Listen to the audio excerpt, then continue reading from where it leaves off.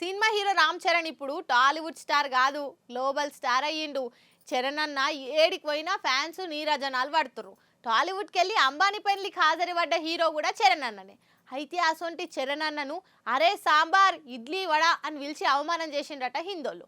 మరి అట్లా పిలిచినోళ్ళు ఎవరు, ఏం కథ?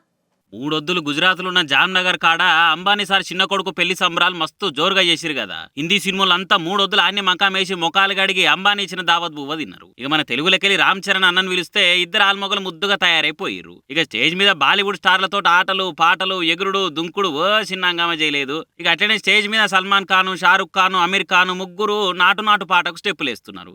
ఏ ఇడ్లీ వడ రామ్ చరణ్ స్టేజ్ మీదకి రా అని షెర్రీ అన్నను పిలిచిండట. ఇక ఈ మాటలని నెటిజన్లు బగ్గుమంటున్నారు. పేరుకు పెద్ద హీరోలు కానీ తోటి హీరోని ఎట్లా విలువానో తెలియదని మండిపడుతున్నారు. ముందు నుంచి వీళ్ళ తీరింతే అని గరమవుతున్నారు. అయితే ఇంకొందరు మాత్రం రామ్ చరణ్ ఫ్రెండ్లీగా అట్లా పిలిచిండు.